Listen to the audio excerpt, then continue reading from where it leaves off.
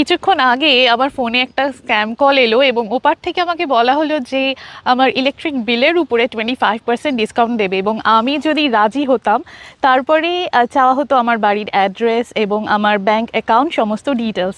তারপরেই শুরু হতো আসল খেলা।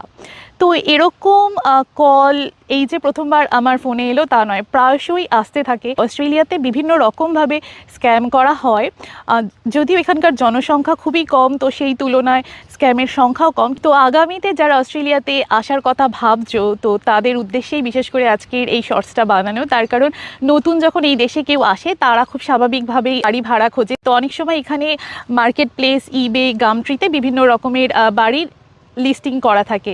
তো তখন সেখানে বাড়ির ছবি এবং অ্যাড্রেস এবং ফোন নাম্বার দেওয়া থাকে এবং তুমি যখন কন্ট্যাক্ট করলে অনেক সময় দেখলে যে ব্যক্তি ফোনটা ধরলো বললো যে সে এখন অস্ট্রেলিয়ার বাইরে আছে, কিন্তু তুমি যদি বাড়িটা নিতে চাও, ভাড়া থাকতে চাও, তাহলে তাকে এত টাকা তার অ্যাকাউন্টে জমা করো, তাহলে বাড়িটাতে তুমি থাকতে পারবে, নইলে প্রচুর আরও লোক আছে সেই বাড়িটা নেওয়ার জন্য। এবং তারপরে কেউ যদি ভুল করে টাকাটা দিয়ে দেয় আগে, তারপরে দেখা গেল তার আর কোনো হদিশ নেই। তো এভাবেই কিন্তু এখানে মানুষ স্ক্যাম হয়। তাছাড়া অনেক সময় বলা হয় অস্ট্রেলিয়ান ট্যাক্স অফিস থেকে বলছি তুমি গভর্নমেন্টকে ঠিকঠাক করে ট্যাক্স দাওনি, কিংবা তুমি গাড়ি নিয়ে গেছো, টোল ট্যাক্স দাওনি, তোমার নামে একটা পার্সেল এসছে, তোমার অ্যাড্রেস দাও, ভুল অ্যাড্রেসে পাঠানো হয়েছে। এছাড়া এই যে ফোন কলগুলো আসে, তো আমার বলতে ভীষণই খারাপ লাগছে।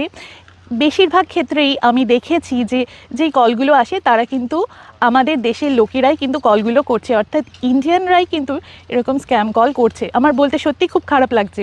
কিন্তু যখন তুমি তাদের সাথে কথোপকথন করবে এবং অ্যাকসেন্ট শুনেও তো বোঝা যায়, তাদেরকে তুমি যদি অস্ট্রেলিয়ার রিলেটেড বেশ কিছু, মানে যেগুলো জেনারেল প্রশ্ন নয় সেরকম কিছু যদি প্রশ্ন যদি করো, তখনই কিন্তু বুঝে যাবে যে এরা জেনুইন লোক নয়। এছাড়া তোমরা অনেকেই জানো যে ইউটিউবে আমি একসময় অস্ট্রেলিয়ার ভিসা রিলেটেড প্রচুর ভিডিওস বানিয়েছি এবং তখন বাংলাদেশ থেকে কিছু কিছু প্রতারক তারা আমার ছবি এবং ভিডিওর কিছু ক্লিপস ব্যবহার করে অস্ট্রেলিয়াতে কৃষি ভিসা কিংবা ফুড প্যাকেজিংয়ের কাজে লোক নেওয়া হচ্ছে বলে অন্যকে প্রতারণা করেছে। প্রতারক সব দেশেই আছে, কম বেশি সব জায়গাতেই আছে এবং এদের সংখ্যা খুবই নগণ্য।